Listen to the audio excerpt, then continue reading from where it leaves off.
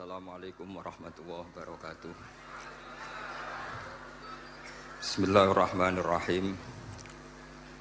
Tabarakalladzi nazzala al-furqana ala 'abdihi liyakuna lil 'alamin nadhira. Allahumma shalli wa sallim ala sayyidina maulana Muhammadin wa ala alihi wa sahbihi asma'in, nama ba'du.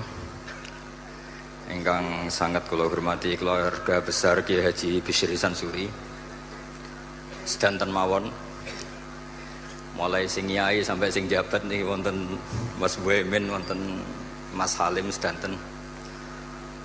Ingkang kula hormati Kiai Haji Anwar Mansur, Kiai Haji Miftahul Ahyar sedanten, Pak Marzuki. Saya ini senang sekali karena kebagian kedua setelah Lek Koyum. Jadi saya perlu cerita kenapa beliau tadi manggil saya ponaan. Jadi mbah saya kandung itu namanya Fatimah. Fatimah itu punya ibu Sofia.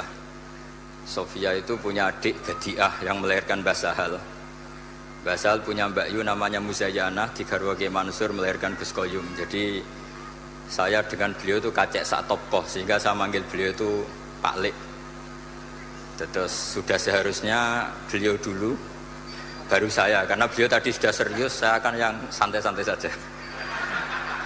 Tadi saya tanya Gus Zid nih, pertama minta saya di Rembang itu, saya tadi memang baru sholat sebetulnya, saya sholat ya ingin sholat saja, tapi pas baru salam sudah disuruh ngadeg. Ini kayaknya agak-agak sopan, tapi ya sudah, ini sudah takdir saya ini. Saya itu bikin aturan yang boleh ngundang saya itu pernah sepuh. Ternyata yang pernah sepuh itu banyak. Ini ada Pak Marzuki yang sangat kecewa dengan saya karena ngundang saya tidak mau. Tapi sebetulnya karena saya ini fanatik fikih. Saya ini punya pondok, punya ibu. Jadi yang bisa menggugurkan kewajiban saya itu harus yang lebih sepuh. Jadi orang yang kalah sepuh dengan saya ngundang itu sudah haram. Jadi ini bukan keangkuhan ini, tapi ya memang aturannya seperti itu. Jadi konstitusinya seperti itu. Terus kenapa saya tanya sama Gus Zid nih, apa Mbah Bisri Sansuri punya karangan? Karena saya tidak biasa khol, kemudian tidak punya naskah yang dikholi. Saya punya karya banyak tentang ahli sunnah wal jamaah yang dikarang Mbah Hashim, yang dikarang Mbah Ali Maksum, termasuk yang dikarang Kiai Al Mahfud Lirboyo. Meskipun saya tidak punya karangan detail, tapi guru saya Kiai Haji Maimun Zubair itu alumni Lirboyo, sehingga saya tahu banyak mazhab Bakarim.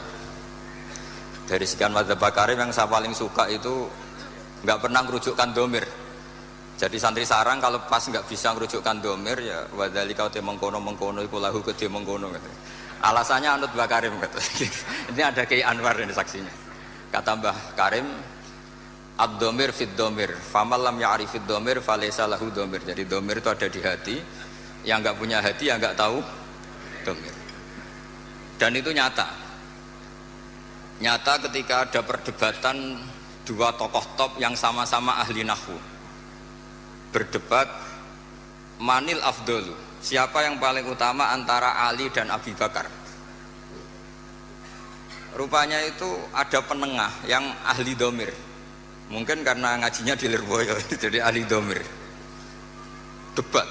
Yang satu bilang Abu Bakar, karena mertuanya Rasulullah dan sohibu fil ghar. Yang satu bilang Ali, karena Ali itu fadilnya kita tahu, beliau termasuk orang yang kata Nabi, besok royah ini, bendera ini akan dibawa rojulan, atau saya kasihkan rojulan sing yuhibbuhu wa rasuluh, atau yuhibbuhu wa rasulah wa yuhibbuhu wa rasuluh. Ketika berdebat tentang sekian manaqibnya Abu Bakar dan Sayyidina Ali, ada penengah yang ngendikannya begini, pokoknya yang paling afdal itu mangkanat bintuhu tahtahu. Kalimatnya gitu toh, mangkanat bintuhu tahtahu. Itu semuanya terus clear, senang semua. Karena kalau orang yang mentakdim Abu Bakar ala aliyin, kalau maknanya gini, yang paling afdol adalah maniku wong kanat kang ono sapa bintuhu, anak wedo eman iku tahtahu ono ing kekuasaan Nabi. Orang yang punya putri, yang putrinya itu di bawah Nabi. Artinya siapa? Abu Bakar. Yang pro Sayyidina Ali juga senyum-senyum seneng. Karena kalau dia maknanya gini, maniku wong kanat kang ono sapa bintuhu putrine Nabi, iku tahtahu ono ing isore maniku. Itu siapa? Sayyidina Ali. Jadi domir mengkono-mengkono itu cespong gitu. Itu sekali dimaknani itu masalah itu. Jadi maka berbahagialah santri yang enggak pinter. Karena ternyata enggak pinter itu ada padanannya yang orang pinter, yaitu Mbak Karim.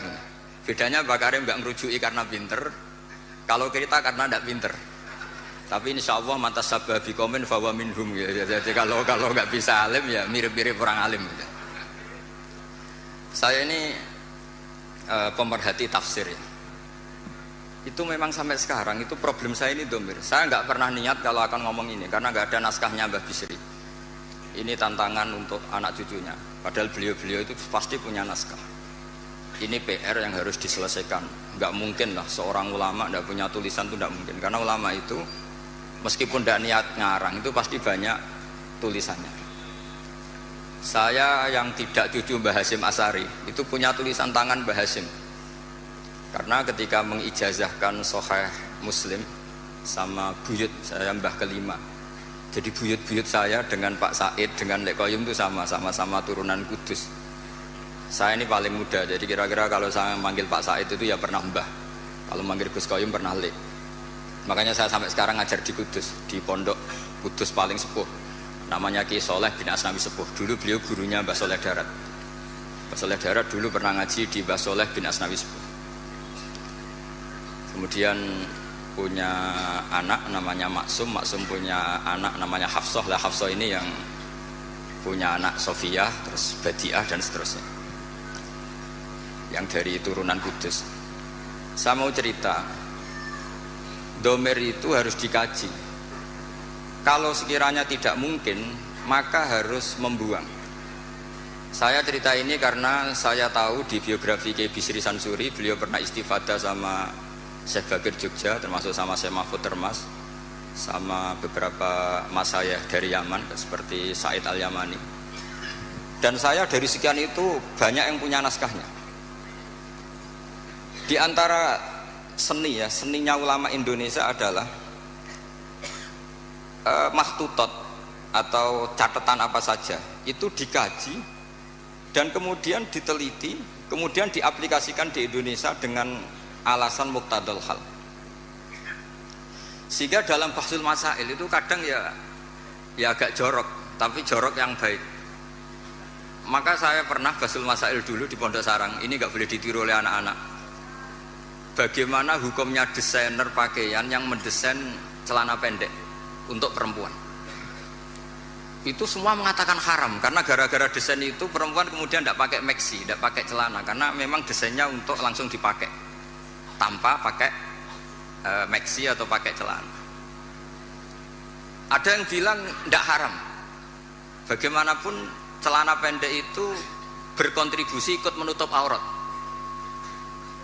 Artinya dia tetap menyumbangkan nutup aurat. Hanya tidak usah sampean bayangkan, wah kalau haram ya dilepas ya jangan gitu.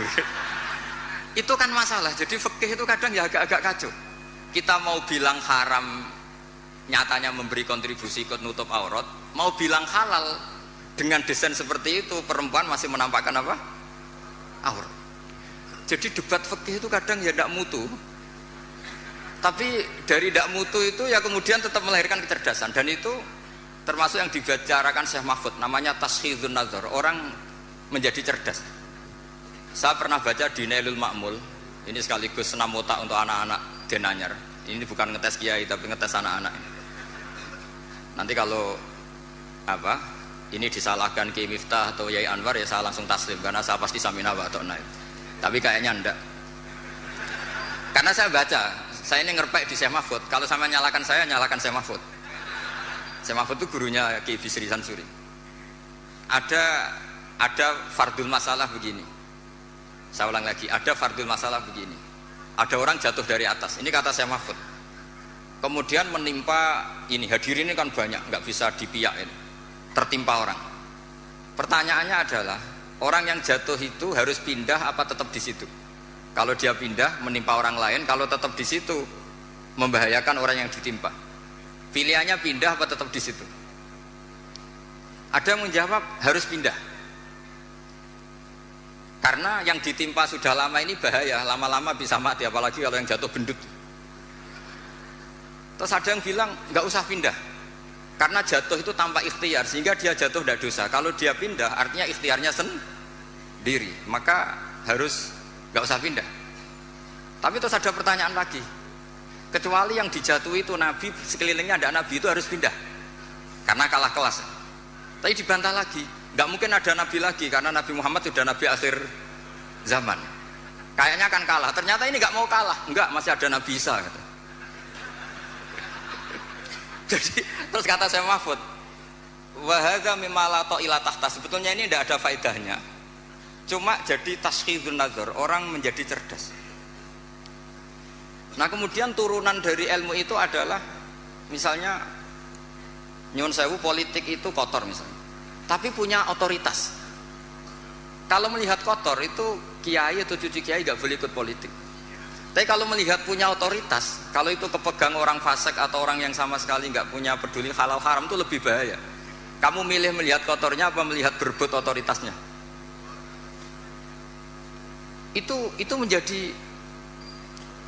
Karena kalau misalnya yang punya otoritas itu orang-orang yang suka maksiat, tentu nanti ada perda-perda yang menguntungkan tempat-tempat apa? Maksiat.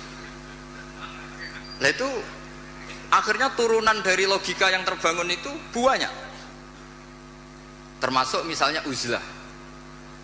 Uzlah itu kata Imam Ghazali halal ketika orang sudah banyak sering maksiat. Khina layak manul jali sujali sahu, sehingga orang setiap kemana saja pasti dosa. Kalau nggak ngerasani orang yang gosip dan sebagainya. Lalu pertanyaannya, ketika orang sembunyi sendiri di atas gunung, itu uzlah meninggalkan dosa apa meninggalkan kewajiban? Kalau Anda tidak mau jabat, itu nggak mau dosa apa nggak mau tanggung jawab atas keberlangsungan Indonesia? Sampean milih mana? Kalau Mas Muhammad sudah milih ikut terlibat karena sudah jabat, maka menurut saya ini barokah. Jadi yang jabat ya anggap saja Islami karena ingin pegang otoritas, yang nggak jabat ya Islami, anggap saja menghindari syubhat. Akhirnya yang Islami siapa Gus? Ya semuanya, ini barokahnya Islam karena menyediakan semua itu yang disebut ilmu usulul fikih. Dan siapapun yang bersanad sampai Syekh Mahfud termasuk Mbah Bisri itu pasti ahli usul fikih. Ki Sahal bisa ngarang Thariqatul Husul itu karena pernah ngaji sama Mbah Zubair. Mbah Zubair bisa alim seperti itu diantaranya pernah ngaji Ki Fakih Mas Kumambang. Ki Fakih bisa seperti itu tentu sanadnya sampai ke Syekh Mahfud At-Turmusi. Ada yang baca At-Tarmasi. Masalah At-Turmusi At-Tarmasi itu Mbah Zubair gurunya, abahnya Mbah Mun sekaligus gurunya itu punya guyonan ajamiyun fasna bihi masita. Jadi kalau nama itu ajam, lakukan apa sekehendak kamu. Makanya kalau orang itu baca ya Turmudi, ada yang baca apa? Tarmidhi, ada yang baca apa umumnya apa? Tarmadhi, Tarmidhi tahir dulu, Tarmidhi, Turmudi, Tirmidhi. Kalau Istakhri, Ustukhri, Istakhri. Yang repot, saya itu setiap ngajar di sarang itu bingung karena murid yang datang itu kadang sorokan sama saya, Ali Sibro Milisi apa Mulasi? Kalau kayak sini baca apa? Mulasi apa Milisi? Ada yang baca Sibro Mulasi, yang satu baca Sibro Milisi. Kok kayak milisi Taliban katanya? Itu di karangannya Mbah Zubair disebut ajamiyun fasna bihi masita. Itu dari awal nama ajam, maka terserah kamu bacanya apa. Sehingga kita yang tahu Syekh Mahfud itu orang Termas, kita baca At-Turmusi. Yang satu tetap baca apa? At-Tarmasi. Ini saya cerita ilmu. Jadi ilmu usul fikih itu ilmu yang menyediakan logika. Logika yang terbangun itu adalah kemudian menjadi produk hukum. Makanya ketika Imam Ghazali cerita di kitab saya, insya Allah halaman 19, tapi di kitab saya tidak tahu di kitab sampean, mungkin beda cetakan atau beda punya tidak punya, atau sama-sama punya beda baca dan tidak baca, saya tidak tahu karena perbedaan itu bisa macam-macam. Orang-orang yang uzlah itu akhirnya didatangi. Taraktum ummata Muhammadin sallallahu alaihi wasallam fi aidil mubtadi'ah. Saya masih ingat kalimatnya seperti itu. wahai para orang yang uzlah, kamu sebetulnya meninggalkan umatnya Rasulullah Shallallahu Alaihi Wasallam fi aidil mubtadi'ah, di tangan orang-orang yang bid'ah. Jadi tidak dianggap menghindari dosa, tapi dianggap menghindari tanggung jawab. Sehingga saya ini punya bapak namanya Kiai Nur Salim. Beliau ngaji sama Mbah Dolah dulu khatamnya Quran. Mbah Dolah adalah bin Abdus Salam. Abdus Salam ini juga yang termasuk gurunya Ki Bisri Sansuri. Jadi saya dibolak-balik sanadnya juga akan ketemu sama sanad yang dipakai Ki Bisri Sansuri. Sampai juga nanti ketemu di Nabi Adam lah, kalau nggak ketemu semua ya di Nabi Adam. Pasti nanti ketemu juga sanad-sanad keilmuan. Bapak itu kalau ada orang terlalu istiqomah imam masjid sampai tua itu ngeritik. Saya dulu ya iskal, Pak, bukankah itu istiqomah? Kata bapak gini, iku istiqomah apa mau digenti wong liya katanya. jadi orang itu akhirnya berlatih berpikir. Tapi kalau ada santri sopan gitu, nggak mau ngimami, nggak mau jadi pengurus masjid, itu tawadhu karena masih ada yang sepuh. Iku tawadhu apa mau tanggung jawab. Sehingga semenjak itu saya terus berpikir terus begini. Makanya seperti saya di sini itu sopan apa tidak sopan saya tidak tahu. Kalau melihat saya di atas sampai di bawah saya ini tidak sopan. Sampean kan lebih sepuh. Tapi melihat ini diperintah, itu orang paling sopan saya sekarang. Karena saya itu paling kecewa sebenarnya diatur-atur itu. Saya masyhur mengatakan Kiai diatur itu dosa, tapi kali ini saya diatur. Tapi saya samina wa ta'na saking sopan saya. Jadi kalau melihat itu Gus Bah itu sopan enggak? Ya enggak sopan. Wong banyak yang sepuh di bawah kok di atas. Ya sopan wong nurut. Diatur sama Gus Salam yang nurut, padahal sepuh saya Gus Salam. Jadi maka mau tidak mau harus ada madhab, yaitu akhirnya Mbah Hasyim memutuskan yang kita pakai adalah al-madhahibul arba. Nah ketika ada madhab itu sudut pandangnya itu pasti beda-beda. Memang saya sengaja saya akan ngomong fikih malam ini. Misalnya begini, kalau ada ayam jago ditabrak truk kejet-kejet, itu umumnya orang disembelih apa enggak? Padahal dibiarkan pun pasti mati. Umumnya disembelih apa enggak? Disembelih. Itu karena nganggep halal apa eman karena jago? Eman. Coba kalau ayam kecil, meskipun kejet-kejet, orang bisa berdebat. Kepiting itu halal apa haram? Berdebat. Tapi kalau yuyu enggak berdebat, kan enggak eman. Haram enggak apa-apa, kecil aja kan gitu. Sehingga debat menyangkut kepiting itu sampai sekarang enggak selesai. Mbah Mun itu termasuk guru yang mengharamkan, tapi banyak guru saya menghalalkan. Karena kenapa kok khilaf? Karena itu kepiting besar. Tapi yuyu itu sepakat haram karena kecil. Suatu saat kalau yuyu ini besar pasti ada khilafnya gitu. Karena eman gitu. Nah, saya itu pernah ditanya sama orang, Pak Sada jagonya kelindes truk itu di kampung saya. Saya pas lewat pakai motor, Gus ini halal apa haram? Sudah kejet-kejet. Saya bilang ya sudahlah untuk kamu halal kata saya. Lama-lama orang ini kali ini Gus Bak gimana? Ngomong hukum kok seenaknya. Datang ke rumah saya. Itu andekan tidak saya sembelih pun pasti mati. Terus saya bacakan kitab Sawi itu. Kata Imam Malik, yang namanya kejet-kejet itu tetap punya nyawa. Sehingga penyembelian ini tetap berfungsi menghilangkan nyawa. Itu sudah cukup dikatakan dzabhu, menyembelih. Tapi cara mazhab Syafi'i dia tidak punya hayatun mustaqirrah, sehingga kalau dibiarkan pasti mati langsung, maka nggak boleh disembelih. Karena dia tidak langsung mati, ini hanya proses prosedur saja. Memang pantasnya mati kejet-kejet sih gitu aja kira-kira itu. Tapi hakikatnya sudah apa? Mati. Sehingga ulama itu selalu berdebat. Dan perdebatan ulama itu setelah diangen-angen memang sama-sama masuk akal. Saya punya sekian cerita ya tentang perdebatan, termasuk kitab yang tadi disebut Lek Qayyum itu, kitab Khilyatul Auliya. Karena kenapa saya sering baca kitab itu? Memang syaratnya jadi wali itu harus pernah baca kitab Khilyatul Auliya. Jadi kalau sampean belum pernah baca berarti nggak mungkin jadi wali. Sudah tak jamin itu nggak mungkin. Imam Ghazali sealim itu termasuk barokahnya kitab Khilyatul Auliya, masyhur itu.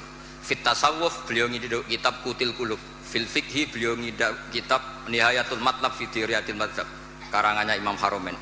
Tapi kalau fi manaqibil akhyar beliau ngiduk kitab Khilyatul Auliya wa Tabaqatul Aswa, itu terang-terangan beliau ngendikan di juz 4 wa alaika bimutalaati kitab Khilyatil Auliya. Karena beliau memang pengagum kitab Khilyatul Auliya di bab manaqibul akhyar.